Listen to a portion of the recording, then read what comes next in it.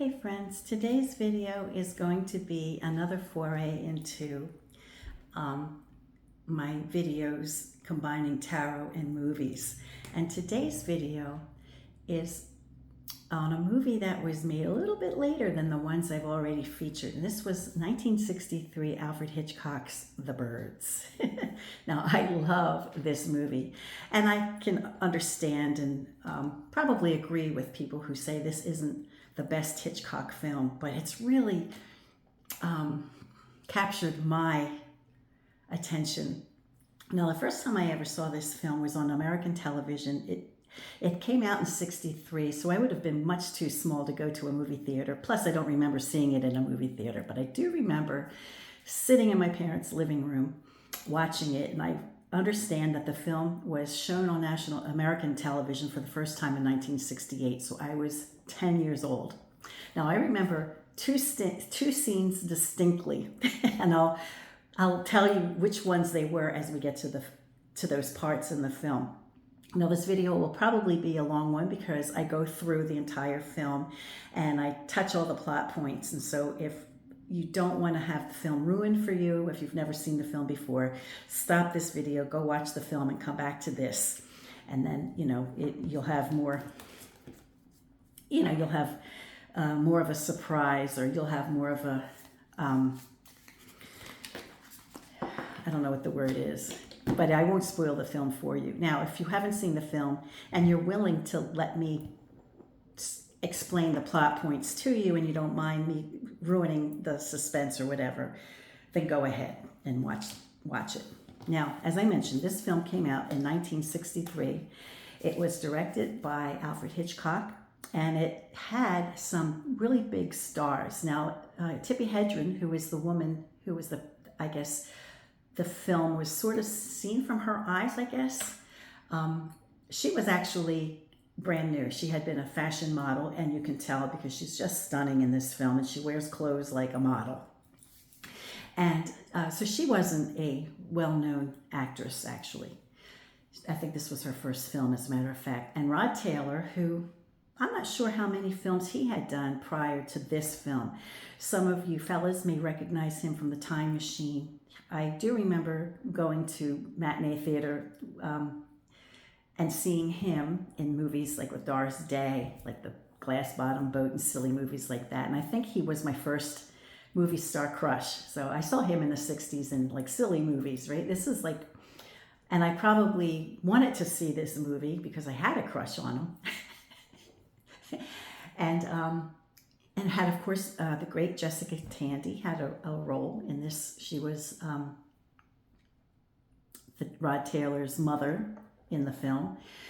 There was a little girl. I guess she wasn't that little. She was probably like in her teens, her early teens. It was Veronica Cartwright, who may look familiar to some of you. Her sister was Angela Cartwright. I think it was her little sister was Angela Cartwright. And Angela appeared in Lost in Space, the television TV show. I love that show. It was a great show.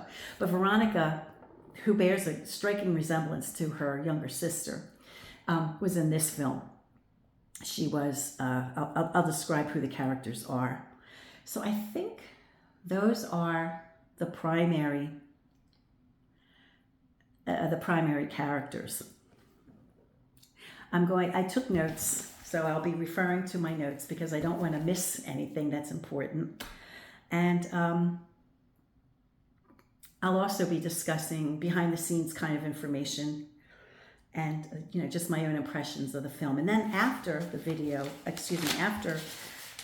I describe the film, I have 5 questions that I have that need to be answered, or I feel like need to be answered regarding the film itself, like character, motivation, or, loose ends that we just aren't given the answers to.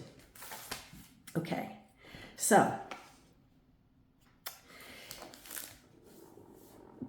the film begins with a beautiful young woman entering a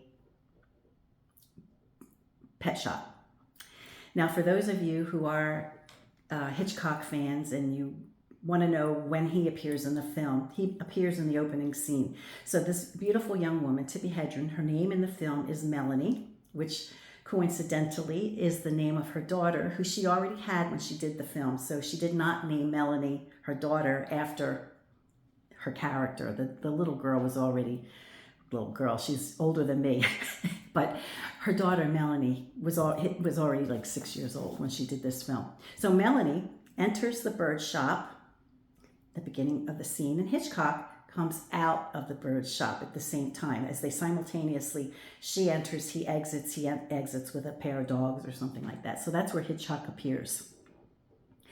She goes to this pet shop because she needs to pick up a minor bird that she purchased for one of her aunts. And as she's in the pet shop, the pet shop owner has to go to another room to make a phone call. So while the woman leaves the room, Rod Taylor's character enters the scene, and his name in the film is Mitch. So Mitch apparently recognizes Melanie, and he plays a trick on her. He goes in and he says, I'm looking for lovebirds for my sister. My sister's birthday is coming up, and she wants lovebirds. And of course, Melanie doesn't know a lovebird from a finch or whatever, but you can tell she's attracted to the guy, so she decides to just go along with it because he leads her to believe that he thinks she's a pet store worker. So she's going around the pet shop showing him birds, and he's asking her questions, and she's really quick on her feet, and she answers questions pretty well. I mean, she would fool me. But it's as it turns out, one of the birds gets loose, and he helps the women capture it because by now, like, the bird's flying all around and everybody's hysterical, like, oh my God, the bird. So he captures the bird, puts it back in its cage, and when he puts it back in its cage, he makes a crack saying, "Back in your cage, Melanie Daniels," which lets Melanie know that he knows who she is. So she's kind of like, well, if you knew who I was, why on earth did you play along? Why did you trick me? And he's like, well, I thought you liked practical jokes. And he shares with her that he knew her. He was familiar with her from the past. Apparently, she had been in a courtroom when he was there for some reason. We don't know the reason he was there. And he knew that she had gotten into trouble over a practical joke, and so he thought it would be fun to play a practical joke on her. Well, she's pissed off, and he leaves the store without lovebirds. She decides to run down the stairs and to see what car he got into, and she copies down his license plate number, and which is remarkable because she had heels that were like this tall, so how she ran down those stairs, I'll never know. But anyway, she runs down, she sees his license plate number, she jots it down. She apparently is a person of privilege. Her father apparently is an important individual. I think he owns a newspaper or something like that. And she calls and she speaks to one of her father's workers and says, I need a favor. Who owns this car? So she gets the information of who this guy is, and she learns that he lives in Bodega Bay. In the meanwhile, she buys a pair of lovebirds. So the next scene, and she's wearing a beautiful black suit with, as I mentioned, like black heels. She's just stunning. She's just a beautiful woman. I think she was already 33 years old when she did this film, but she was just beautiful. So the next scene is she's arriving to Mitch's apartment house because she got the address from the father's worker. And she's about to leave the lovebirds in front of his apartment door when a neighbor across the hall says, hey, he's not home. He won't be back till Monday. And I would take care of them for you, except that I'm going away this weekend too. So she says, well, where's he go? And the neighbor says, well, he goes to Bodega Bay, which is a little town about 60 miles away, which she would seemingly know if she lived in San Francisco, but that was information for the audience. And he says he goes up to Bodega Bay on the weekends. So she says, okay. So she takes the lovebirds and she goes to Bodega Bay. So she arrives in Bodega Bay and she goes into a little kind of general store. Now, I do want to put my 2 cents in here because when my husband and I were on our way to Hawaii one year, our plane was delayed. We fly Space A with the Air Force, and the flight was held up because we would be lowest priority after active and enlisted men. We were just retirees, so we had to wait. So we had to spend a few days in San Francisco, which was fine. So while we were in San Francisco, we decided to find all the movie locations for the birds, because that's what we do. When we travel, we find out if there's ever many movie locations that were shot, and then we just go and do that. And that's how we occupied our time for 2 or 3 days.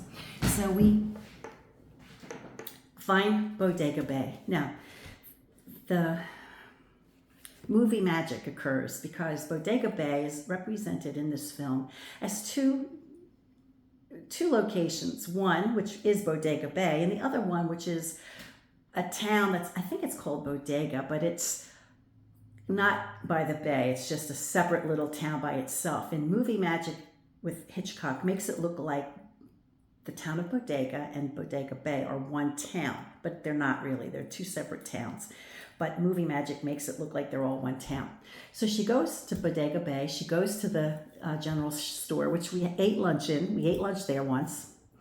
And I think it was called, in the film, it's called Brinkmeyer's, and it's got a bunch of stuff. You can get conch shells, you could get cereal, you could get a nightgown, you could get like those little cheesy magnet games when you were like a kid in the 60s where you had a pen and magnetic steel fragments and move it, that kind of stuff. It was just like a junk store.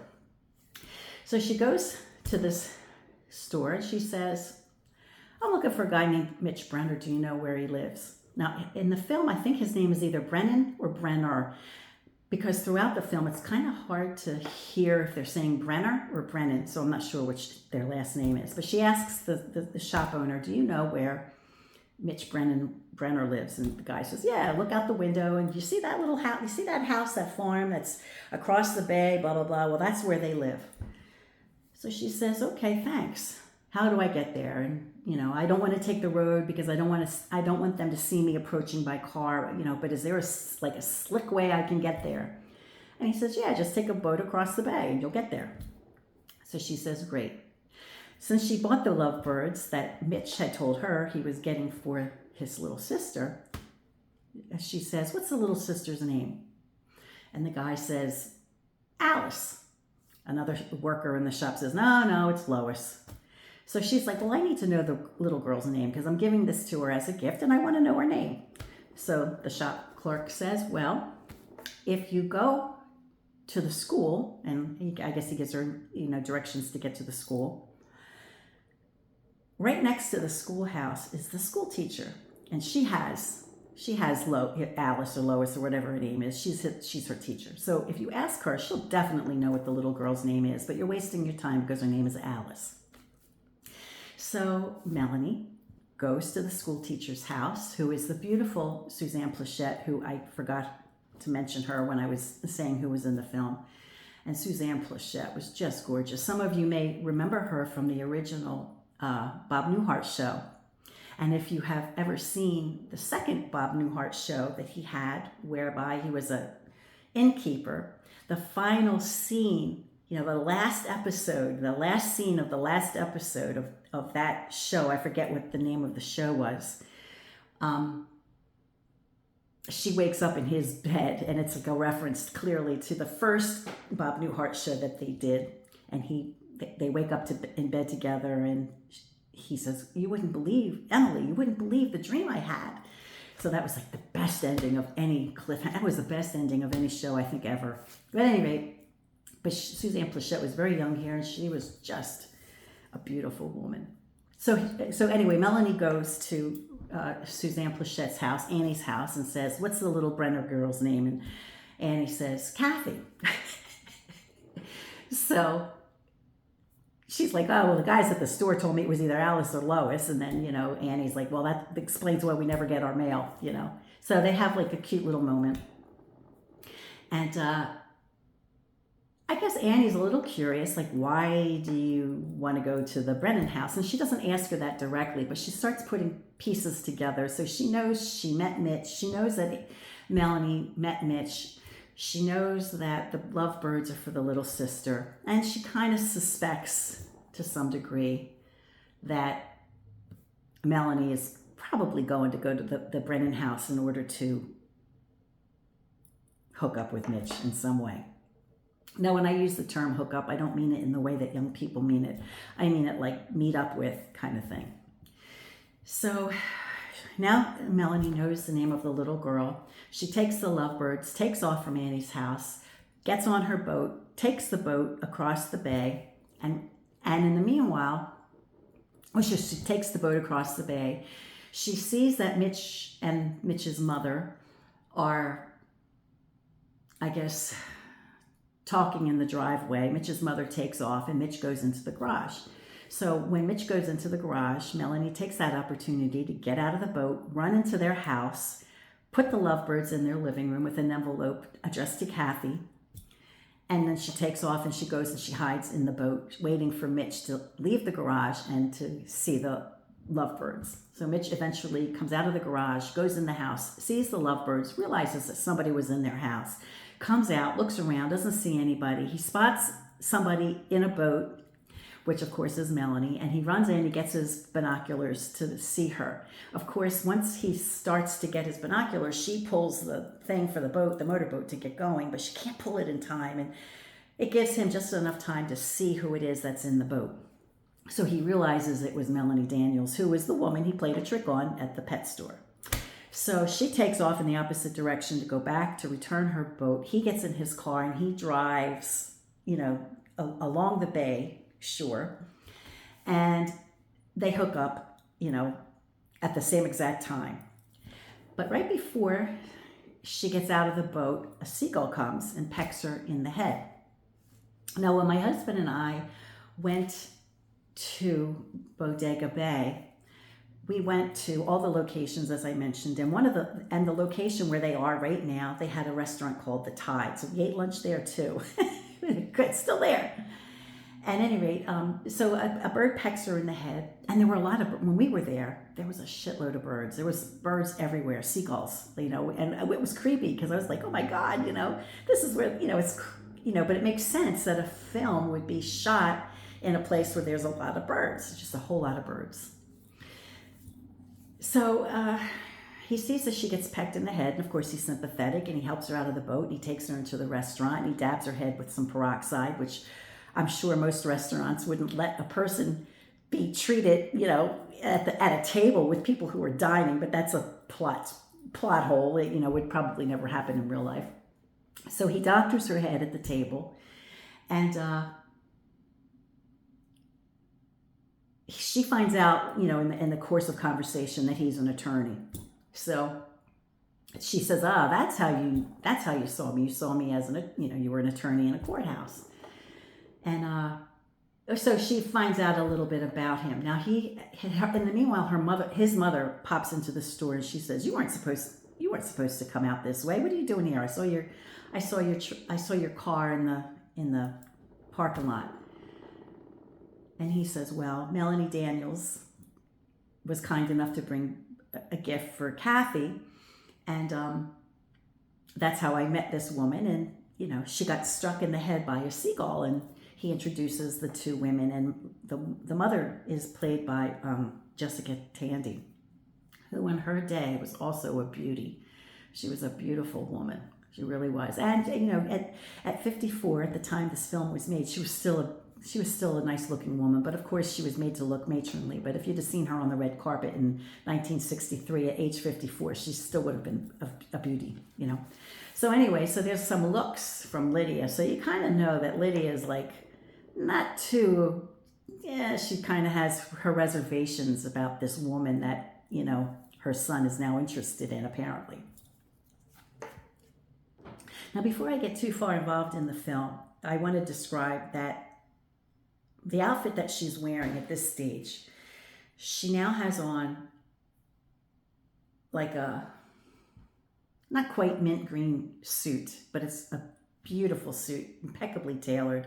She has these gorgeous red fingernails. Her hair is just perfect blonde in a whatever in the back, a chignon or whatever.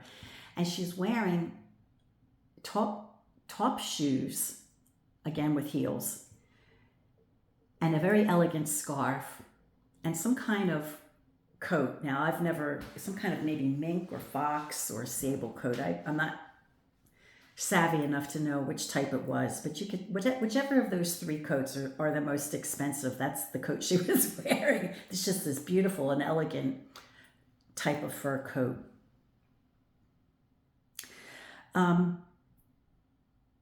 So while they're at the restaurant, he kind of questions her a little bit, like, what are you doing up here, you know?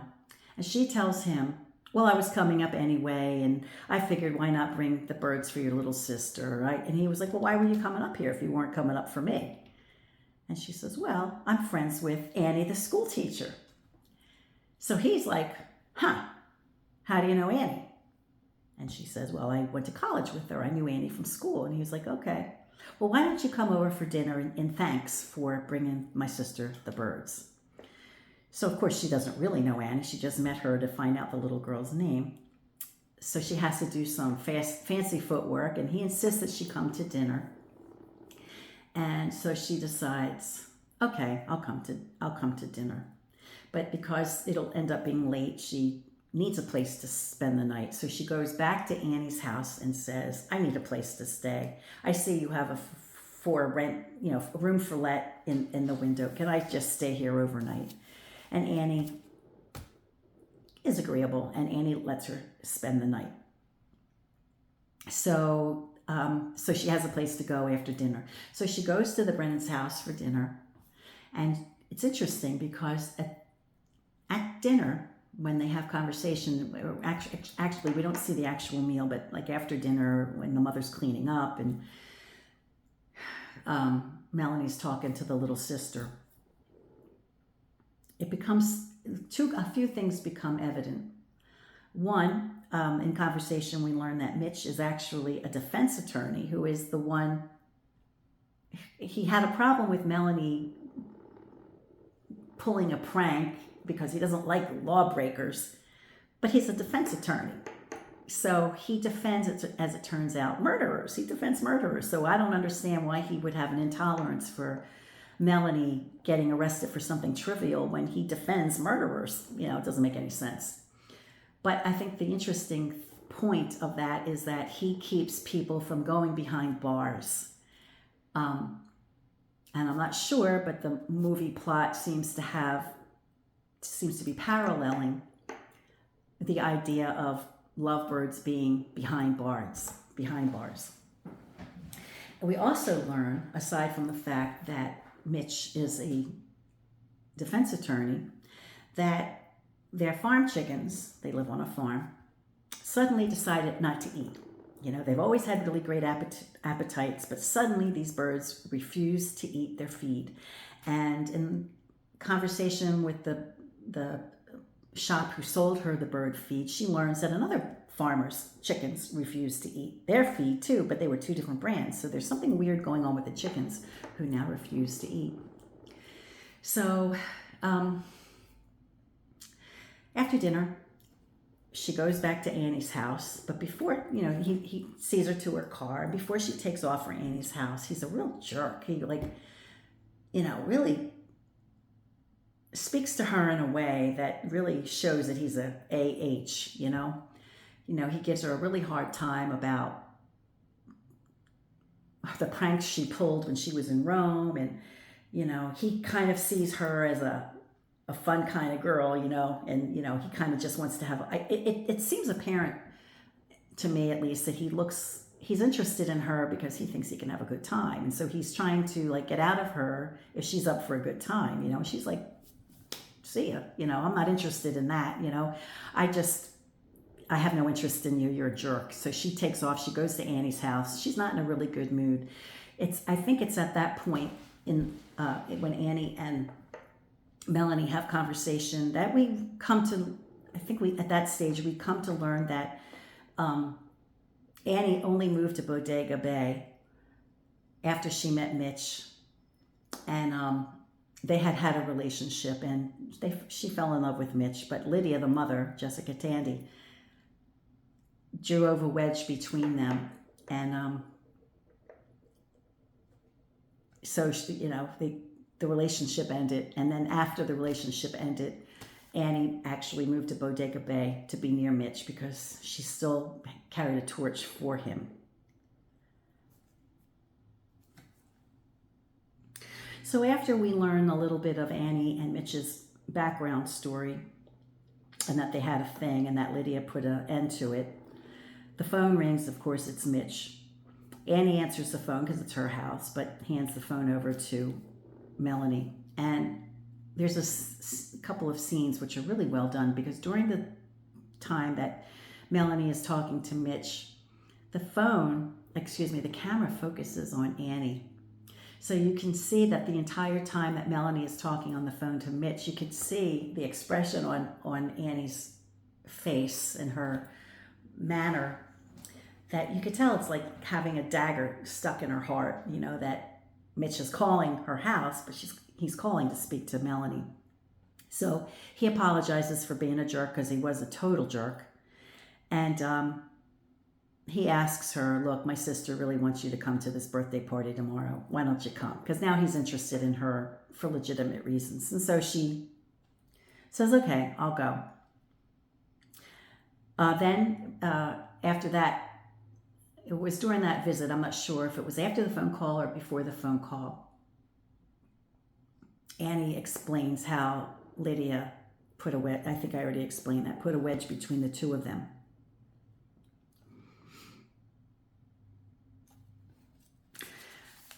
A bird crashes in the door while the women are talking. And for some of you who like to catch glitches in the matrix of films, well, the first time when they open the door, you can see a house across the street. The camera cuts to the bird on the ground. The bird had crashed into the door, broke its neck, and fell. And then when they go back to, when they cut back from looking at the dead bird and they see the two women in the doorway, the house that was across the street is no longer there. I'm not sure why Hitchcock did that, but he did. So they go to, so Melanie the next day, I'm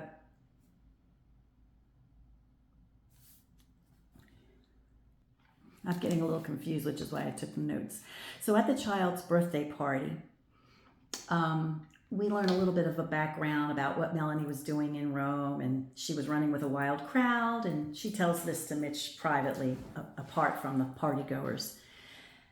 And we understand that now she's more responsible and she's got her life together. And while they're at this party,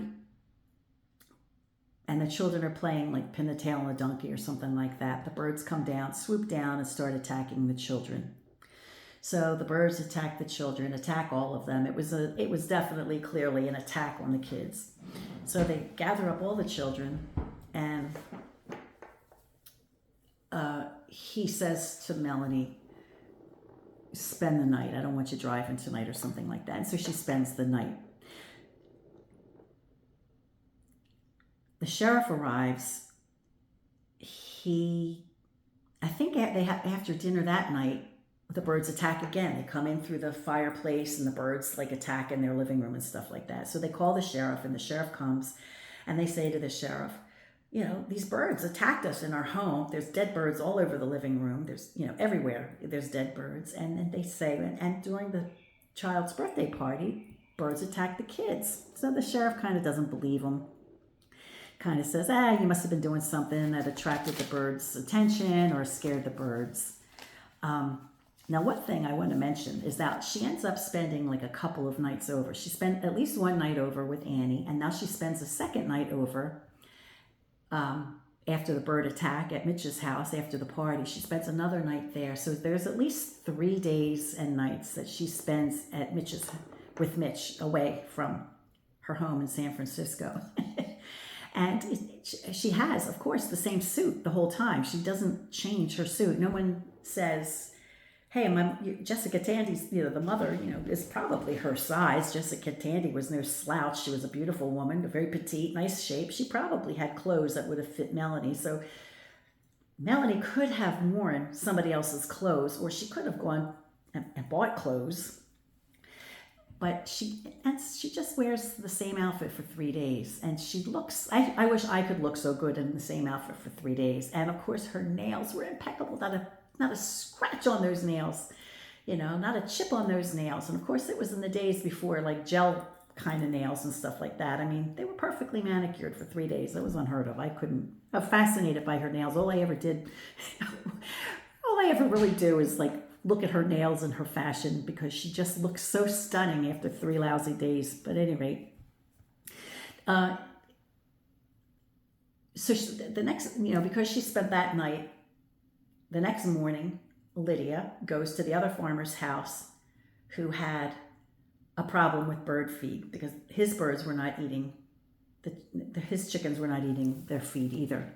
So she goes to the other farmer's house. Lydia goes to the other farmer's house, and we see Melanie in the cheesy little flannel pajama that she bought at Frank Myers, which is the only non-glamorous outfit she wears in the entire film. But of course, when she wears that, she's wearing her fur coat over it. So she still looks great.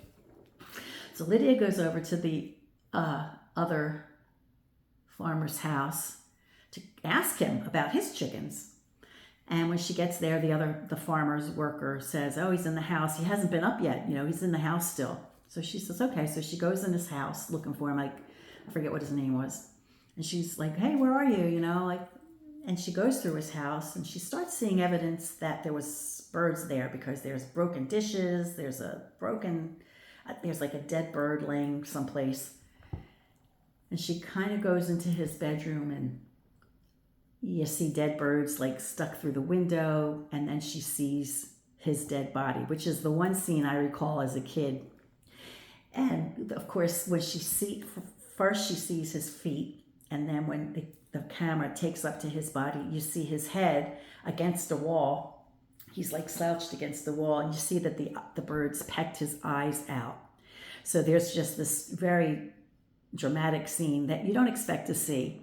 And I certainly didn't expect to see it when I was 10, of this guy with his eyes pecked out. So it's just like, oh my God. It was kind of like the scene in Jaws where somebody's eye in the ocean that had his eyes pecked out. It was kind of similar, like just this creepy scene that involves somebody's eyes. Lydia is horrified, unable to speak. She flees the scene, races home in the truck, sees Mitch and Melanie, but she can't even speak to them. And he goes to the farm to see what was going on. Now at some point, like by now, he and Melanie appear to be in love. They appear to be so lovey-dovey. And he says, "I'm going to go to the farm. I'm going to go check it out. Are you going to be okay with Mom?" And she says, "Sure." So he goes to the farm. So now there's a scene between Melanie and the mother to, she's taking care of the mother who's like in shock. So she goes to take the mother some tea. And while they're in the room together, you learn a little bit about the mother. You learn, a little more detail on Mitch's father having passed away. And when the father died, the mother was kind of lost. Now, when Annie and Melanie were talking, Annie had a theory that the mother drove a wedge between she and Mitch, because she felt that Lydia didn't want Mitch to become close to another woman, because she was jealous of any other woman who could give Mitch the kind of love she couldn't give him, because she was the mother, But when Melanie is giving tea to Lydia gives a different reason altogether. She says, "I don't want to be alone." And Annie said that was not the reason. It wasn't that she wanted to be alone. It was that she was jealous of other women. I think it was something like that. But what Lydia tells Melanie is that, when his father died, I was all alone, and I do have this little girl who, but she's just a child, and Mitch is like an adult, and she clings to the elder child, the elder son, because and the boy, he's not a boy by now. I think he was born the same year as um, Tippi Hedren. So they were both born in the same month of January of 1930. I think they were both born. So he and Melanie were the same age, and the little girl, who is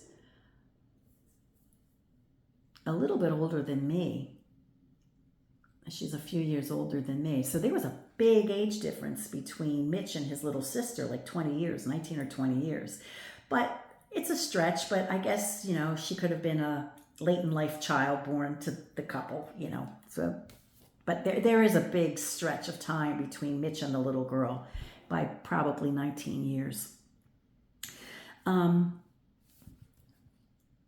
So Melanie and Lydia have, a moment where they kind of meet, and the barriers come down a little bit, because after all, Melanie is bringing her tea and she's listening to Lydia's story about, how devastated she was when her husband died. So they kind of open up to each other a little bit. And then Lydia keeps coming back to, I'm worried about my daughter who's in school. Like, do you think she's safe? Do you think she's safe? So she says it enough times that finally Melanie says, I'll go get the little girl from school. I forget what the little girl's name is. Kathy. She says, I'll go get Kathy. So Melanie leaves the mother, goes to the school, which we saw the schoolhouse too. Now, interestingly, for you, those of you who are movie buffs, the schoolhouse was a schoolhouse that was going to be destroyed, and it was nowhere near Bodega Bay. It wasn't on the bay. It was, in a town called, I think, Bodega, a couple of miles away or several miles away. You have to get there by car. You can't walk there from Bodega Bay. And this schoolhouse was old and decrepit and in real life, it was about to be torn down when Hitchcock saw it and said, this is a perfect schoolhouse, So he used it for the schoolhouse. As a result, it became kind of like a landmark because it was used in a Hitchcock film, so it wasn't destroyed. When my husband and I saw it, we went, it was now it looked like a private residence. It was turned into a home. And now it has a big fence all around it.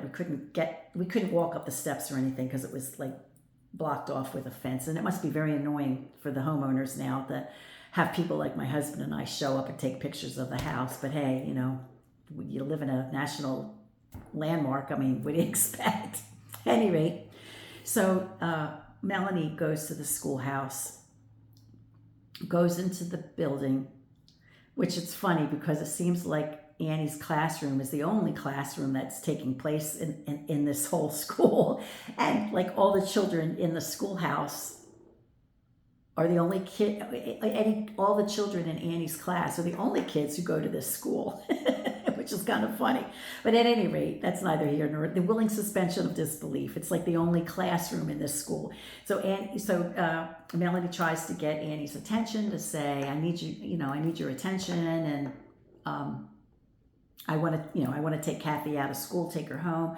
But the school teacher says, just, hold on a couple minutes. And so while Melanie's waiting for Annie to finish the lesson or whatever it was that she was doing before Kathy could leave with her, she's sitting outside in front of the schoolhouse smoking a cigarette. And unbeknownst to Melanie, what she doesn't know, but what we see is that a bunch of birds start accumulating behind her on a jungle gym.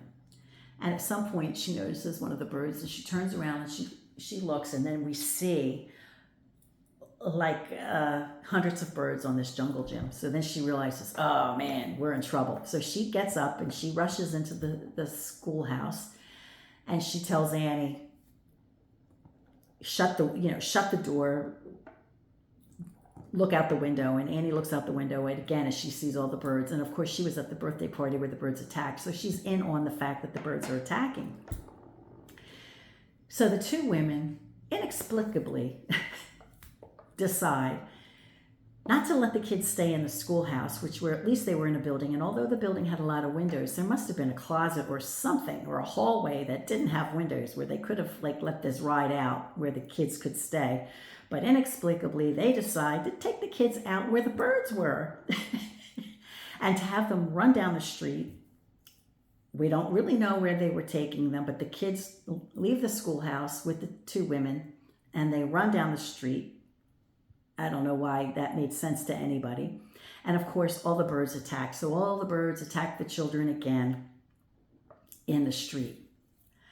Now they run all the way down the hill. I don't know where they took the children. I don't know where the children went.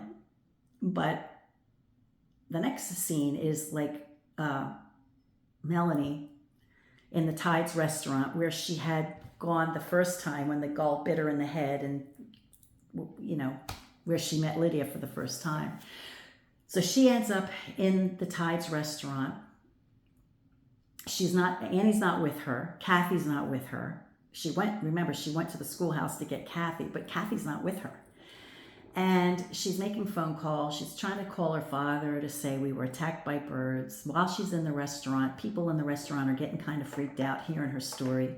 There was a woman in the restaurant who had 2 small children who was a nervous wreck, who, if you are a movie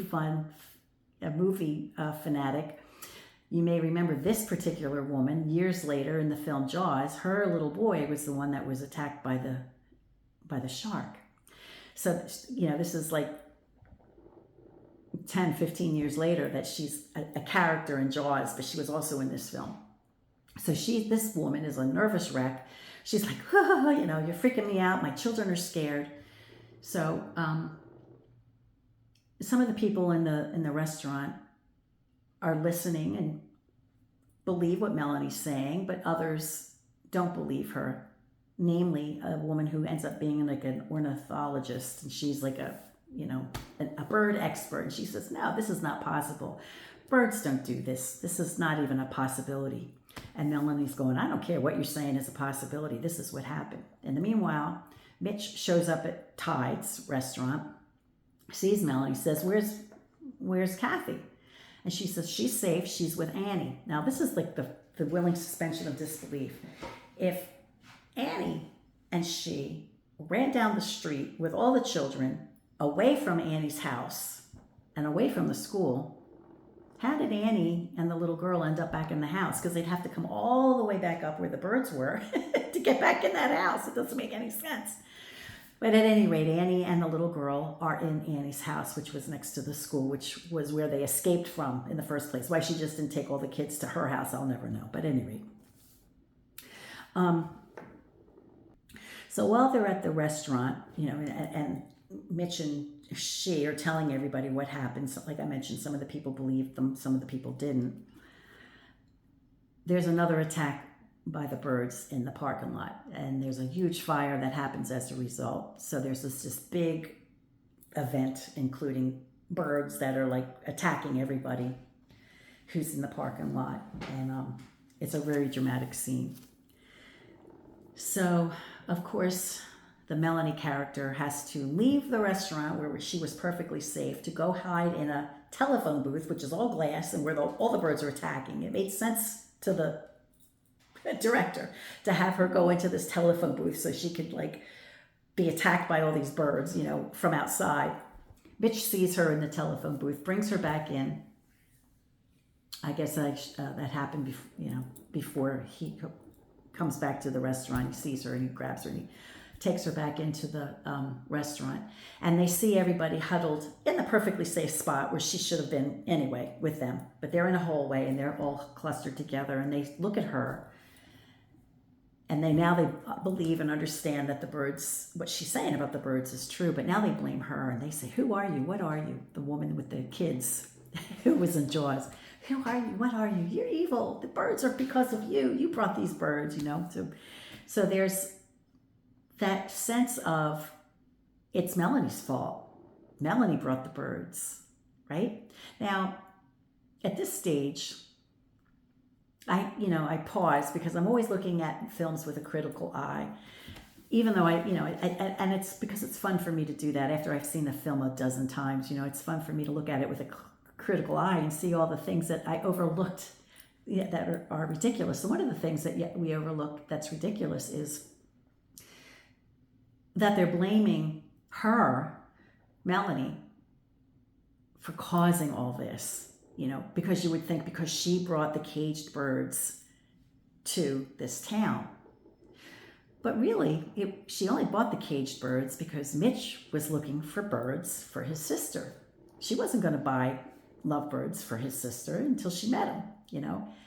And so that's kind of like, you know, she's getting blamed for it, but like it wasn't her idea to buy the lovebirds, it was his. But she bought them and she brought them to town.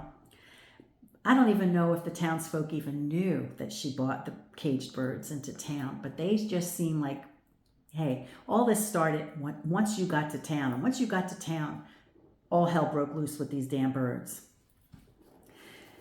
So they were all freaked out. The townsfolk are freaked out. They kind of blame her.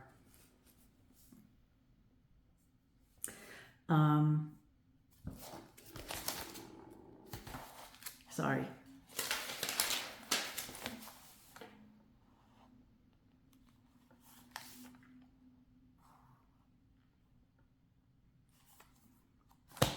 So after they leave the restaurant, Mitch says, "Well, where's my sister?" And Melanie says, "Well, she's at Annie's house." So they go back to Annie's house, and as they're approaching Annie's house to get the sister, Mitch sees.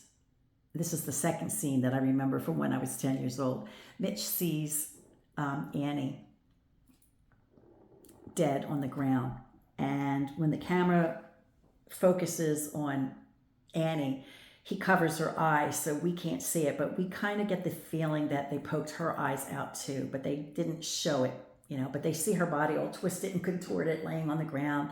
One of the foot's on the steps. So poor Annie is like dead, you know. And it was just like so upsetting, you know. It was so upsetting. Anyway, so he picks her up. They realize that the little girl, Kathy's in the house because we see her looking out the window all freaked out. So they get Kathy out of the house. They put Annie inside the house so the birds can't do any more damage. So they just leave Annie in the house. I don't know who's coming to get her. You know, they didn't call the police. They didn't say, you know, come get the body. You know, they just left her in the house and drove away with the little girl. The little girl should have been nominated for an Academy Award because I'll tell you what, this little girl, she really like acted like she was totally freaked out all throughout the film, when, you know, especially after this scene. You know, Annie saved her life. Annie, they were in the house when they heard the explosion. Annie opened the door to look and see what the explosion was about, and the birds attacked Annie, and then Annie pushed the little girl, Kathy, back into the house. So she spared Kathy. And so Annie was kind of the heroine of the story up to that part. So from there, Mitch and Kathy and the little girl go back to the Brennan's house, where the four of them, including Lydia, are huddled together. The house is boarded up because now there's been enough bird attacks that they just expect the birds will come back.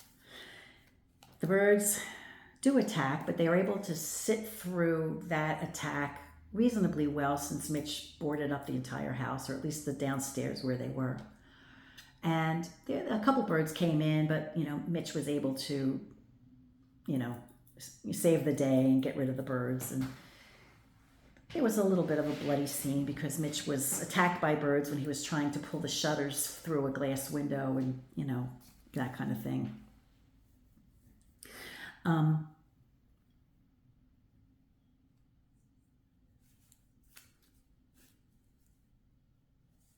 Now it's interesting because the way this scene was shot, that last bird attack in their house, it was almost orchestrated like a dance because there was no talking, you know. There were gestures between the adults, and it was almost like a dance the way Hitchcock filmed it, which if you ever see the film again, if you watch it for another time or if you watch it for the first time, notice how he shot that. It was kind of like they were all kind of dancing. At any rate, not that they were dancing, but the way they moved, it was just like all without words. So they get rid of all the birds. They spend the night together in the living room. And they're all sound asleep except Melanie. Melanie's wide awake. And she hears birds. So she is made aware of the fact that there are birds in the house. So she tries to wake, she's very unforcefully calls like Mitch, but he's sound asleep. He doesn't hear her. So she takes it upon herself to go explore the house to find where the birds are. Now, it's funny. I read an article about this scene. It was either an article or a little caption, like a film clip that I saw with Miss Hedren. And much has been spoken about, she maintained that Hitchcock was abusive towards her. And the last scene, when she goes to explore the birds, he was sadistic about her. And he apparently, in real life, he came on to her. I guess he became smitten by Miss Hedren. And she wasn't interested. She was engaged to somebody else. She was engaged to her second husband. She wasn't interested. She just was making a movie. She wasn't interested in poking the director, but she was under contract with him. And she, I think her punishment for not having a relationship with him, which I think he felt he was entitled to, he filmed this last scene, took over a week to film it, whereby she was literally being attacked by birds. They threw live birds at her to film this scene, and it took a week, 7 days, to film this scene. So she was literally being pecked by real birds. So it was definitely a sadistic thing. After the scene was over, and she had to recuperate. She had to go to the hospital and everything. I mean, she was wounded by these creatures, by these birds. But at any rate, at one point, that was kind of a funny anecdote. She had questioned him. She said, why would this intelligent woman go upstairs by herself to open a door? What would be her motivation? Why would she possibly do that? Because it's like one of these horror films where she's going up and it's to her doom, like in any horror movie, right? And you say, no, don't do it. Oh my God, what are you doing that for, right? So that's the kind of scene it was. It's like, what are you doing? Don't go up there. The birds are up there. They're going to get you. And Hitchcock said to her, your motivation is the paycheck. I'm telling you to go up there, so that's your motivation. So he was kind of like a AH, right? So anyway, in the film, she hears the birds. She goes upstairs. Of course, the birds attack her. They attack her severely. It was the first time in the film where her red nail polish was chipped all over the place. Her hair was not impeccable, and her clothes were in tatters. It was the first time in 3 days that she looked a hot mess. Lydia and Mitch hear the racket, go upstairs, find her, literally drag her body out of the room. She's really in a bad way. They bring her downstairs. She's in shock. Mitch says, we got to get her to the hospital. We got to go to San Francisco. Lydia's like, we can't do that. The birds are everywhere outside. The birds are like everywhere. We'll get attacked. He's like, we got to do it. We got to try. So miraculously, somehow, the birds allow them to leave the house, get in the car. The little girl insists on bringing the lovebirds. So the 4 of them, plus the cage with the lovebirds, manage to pack it in the Aston Martin, tiny little convertible car.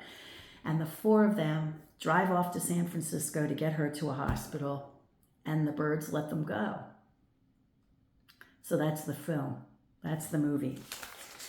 Hitchcock didn't want the words "the end" to appear, and I just watched it again this morning for I don't know how many times I've seen it. I've seen it at least a dozen, probably a few dozen times, and I never saw the words "the end" appear on the screen. But according to Ben Mankiewicz, who spoke a little bit at the end of the film, was it Mankiewicz or Carger? Well, one of them, whoever it was, said that Hitchcock didn't want the words "the end" to appear on the film, but that the studio insisted on it. But the version I saw on TCM doesn't have the words "the end" written on there. So I have 5 questions for the cards. The first question, why was Mitch such a jerk towards Melanie when up until they became a and interest. Why was he a jerk to her in the pet shop? But then why too was he a jerk to her after he invited her to dinner? And he, like, if you see the film, you'll know why I'm saying he was a jerk. He was just a jerk. So what was that? What was that about? Why was he a jerk? The second question, what was the real reason that Lydia sabotaged Mitch's relationships with other women? Because Annie had one theory, but when Lydia explained her reasons to Melanie, it seemed like she had a different reason from what Annie thought. So I'd like to know what the real reason is. Number 3, what, if anything, did the lovebirds have to do with the story? The lovebirds were birds in a gilded cage, which is what Mitch made reference to when he saw Melanie Daniels in the pet shop in the first scene. When he caught the bird and put it back in the cage, he said, "Back in your cage, Melanie Daniels." So he makes reference to Melanie Daniels being in a gilded cage because she was a girl of privilege. You know, she had a lot of money. She came from money. And so the reference there was that she was a person of privilege who lived in a gilded cage, which is where the birds were kept in the cage. So did the lovebirds have anything to do with the story? The fourth question, why did Melanie go upstairs? What was the motivation, aside from Hitchcock saying, "I'm telling you to do it"? That's the motivation. And 5, did the attacks end once the families left for San Francisco with the lovebirds? Did the birds stop attacking? You know. Okay, so I'm going to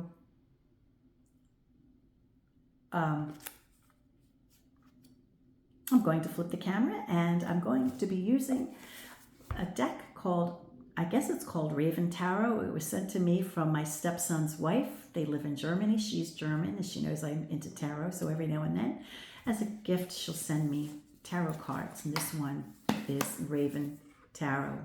I know that there's a tarot for ravens, or crow tarot, that's sold in the States. I don't know if it's the same one, just in German, or if it's a different one altogether. I'm not really sure. This one was, the name who it looks like who created it is M.J. Cullinane, and everything is written in German, so I have no idea what it's saying. Okay, so question 1. Why was Mitch such a jerk to Melanie?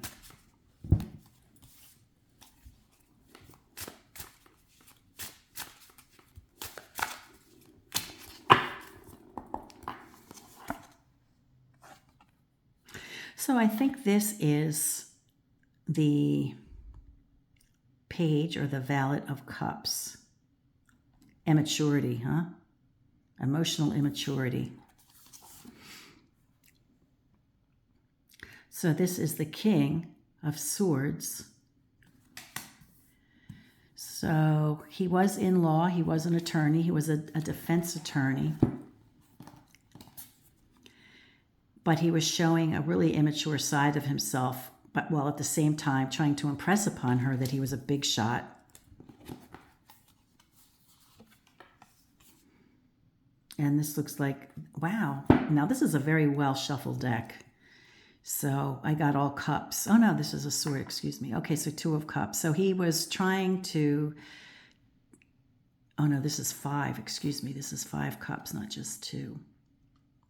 So he was trying to impress her, I guess, or he was being very immature, but he realized that he screwed up the situation. So he realized he messed up, which is probably why he called her at Annie's house to apologize.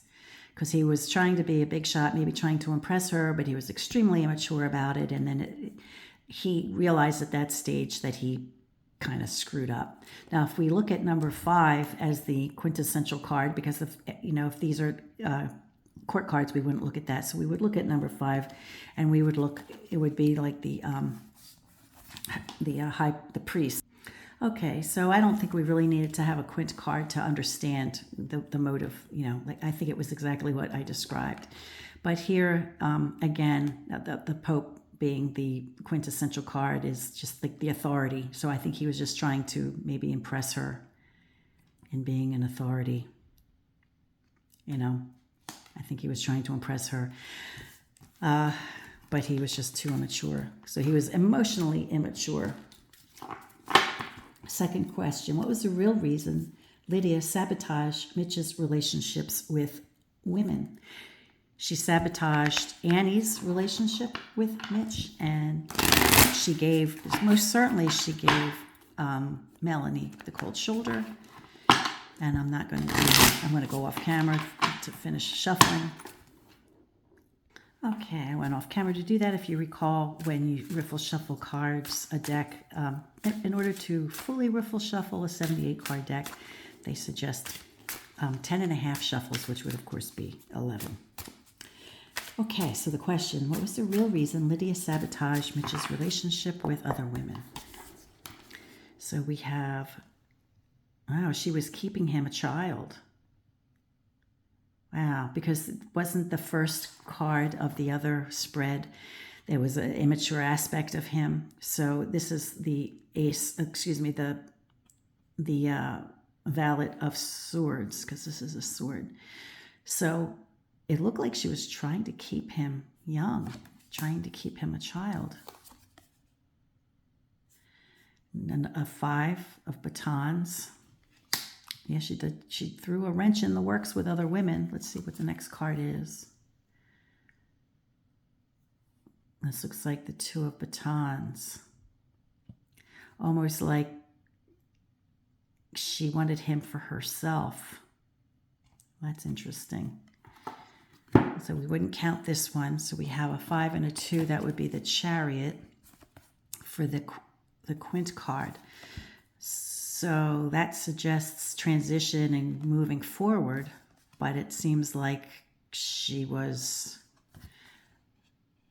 these are batons. Did I say swords? This is batons, this is batons, and this is swords.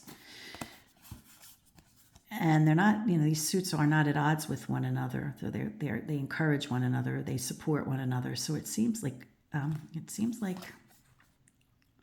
she just wanted to cause disharmony, keep him young, keep him for herself for whatever reasons. And then the Chariot being the quint card, I don't think I have to pull it in order to be able to. Well, let's pull it and just look at the card itself. Let's see if the Chariot card has any visual clues.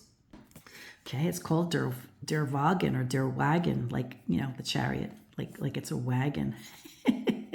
But this bird is flying away. So she wants to prevent him from flying away. So she wants to keep him young. She sabotages, or causes trouble or mischief for herself to keep him from flying away, which is kind of interesting. Okay. Question 3. What, if anything, did the lovebirds have to do with the story? Let me shuffle and I'll be back. Okay. So this question is, what did the lovebirds have to do with the story? And remember, I didn't just shuffle them those couple of times. I did the off-camera shuffling 11 times, but okay, 9. I think that is the Hermit in this deck. Oh no, wait a minute. This isn't, no, excuse me, 9 of coins, 9 of pentacles. Wow, okay. 9 of pentacles. What did the lovebirds have to do with the story? Did they have anything to do with, wow, now that's a caged bird. Wow, that's interesting. So we have 8 swords. We have 9 coins. Coins and swords are against one another. They're elemental dignities that conflict with one another. So the happy setting of free animals, we have a bird that's free. We have butterflies that are free. We have a wolf that's free, everything living in harmony. And with the introduction of the caged bird comes the strife. Wow, isn't that something? Okay, the next card is the Ace of Cups. And we see fire, which reminds me of the fire in the parking lot of the Tides restaurant. So yeah, it kind of looks like the birds did have something to do. The caged birds had something to do with the freedom of the birds. Wow.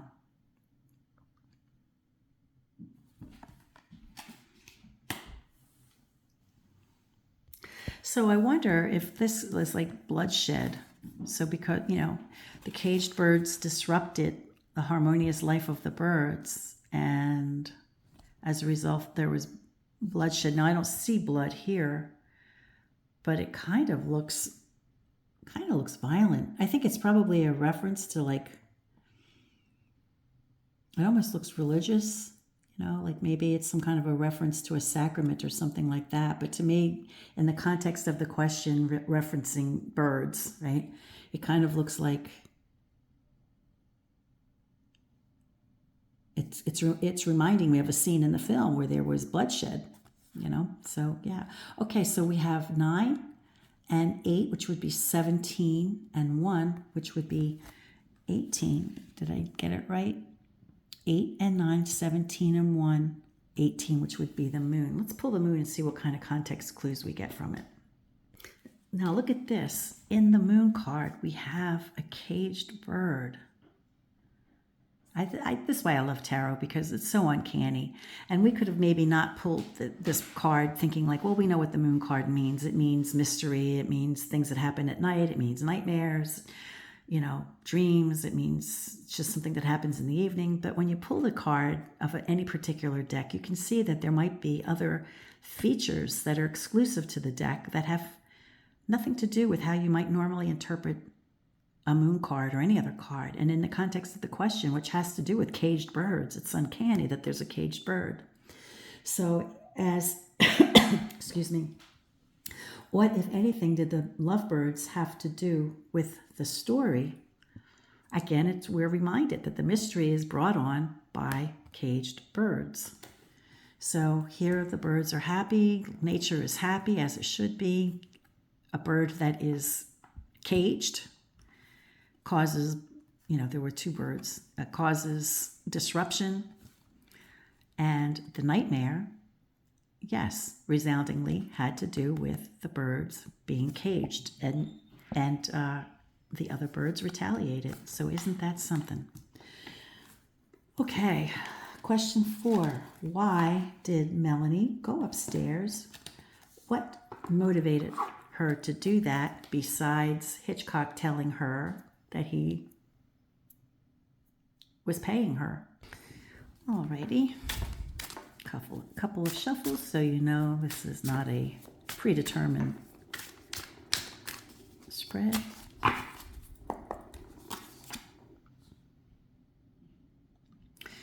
So this must be the Knight of Cups. What motivated her to go upstairs? The Knight of Cups. 8 coins. Well, the birds are pecking. The bird is pecking a coin. 10 of batons. Carrying a load. I'm not sure what this is down here. What is that?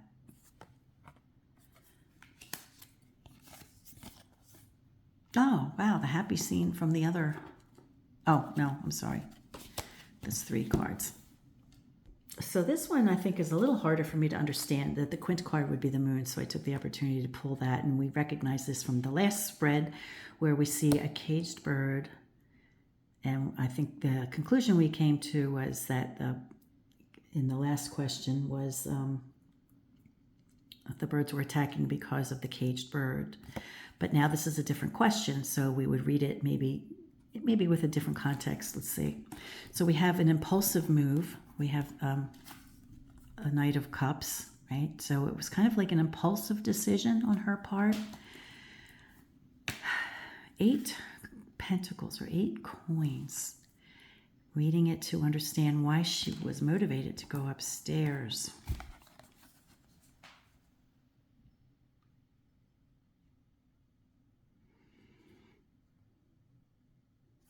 I'm not really sure, unless she felt like there was some unfinished business.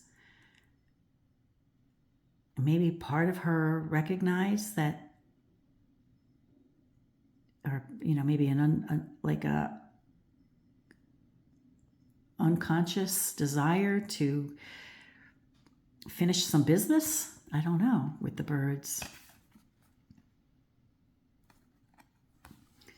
And to carry away a bird. This looks like a burden being lifted, right? The bird is carrying a load of sticks, so it's like relieving or removing a burden.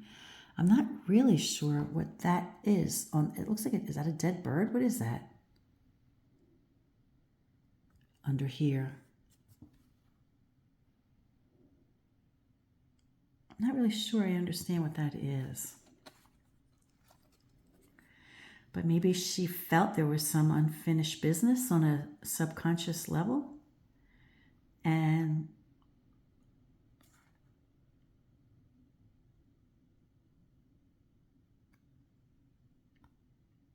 to relieve the family of the burden? I mean, was it like a suicide mission? And then the quint card is the moon, which doesn't clarify anything really. So maybe it was some kind of impulsive thing, a little bit of a, maybe she saw herself some way responsible. Maybe the woman in the restaurant kind of got under her skin.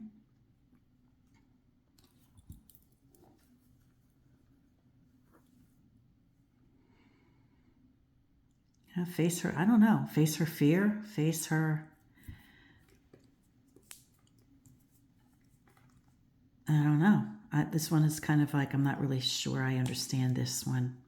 Interestingly, I don't know if I mentioned it during the telling of the story, but Mitch was a defense attorney who kept people out of jail or tried to keep people out of jail. And by her introduction of the caged birds, she was delivering birds in a cage.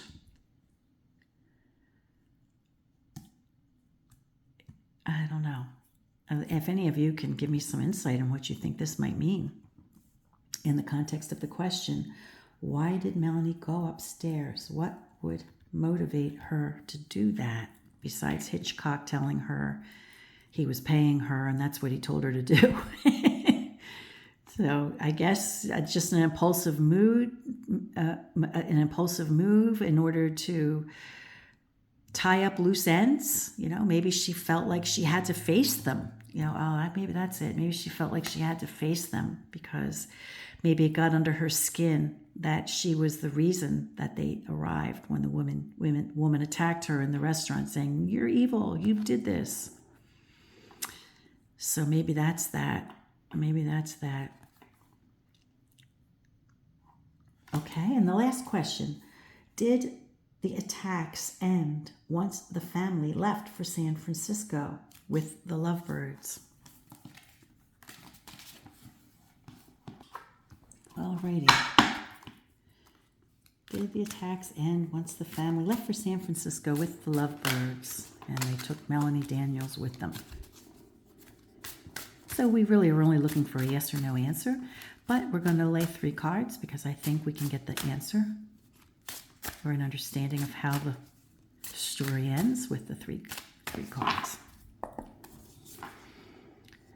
Yeah, happy ending. We probably don't need to do any more than that. Well, let's just check it out anyway.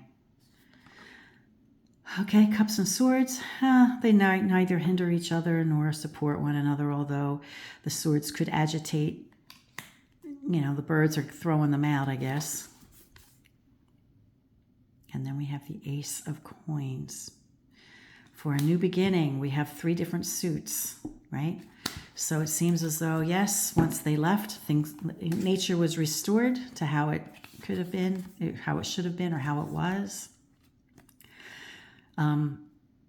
But, they had to leave. The birds made sure they had to leave. They were just making sure they left, I guess.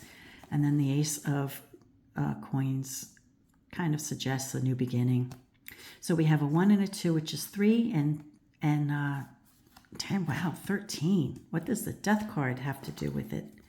Let's pull the 13th card of the higher suit. And I hope you don't mind me not going off camera for this. I'm interested to see what the Death card looks like in this deck.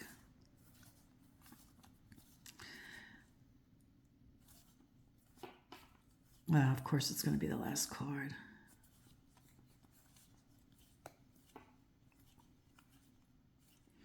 I mean, you've already hung in there for an hour and 14 minutes, so I hope you don't mind seeing me do this. But if you've hung in there this long, I suspect you'll tolerate going through the deck. Of course, I probably skipped it already.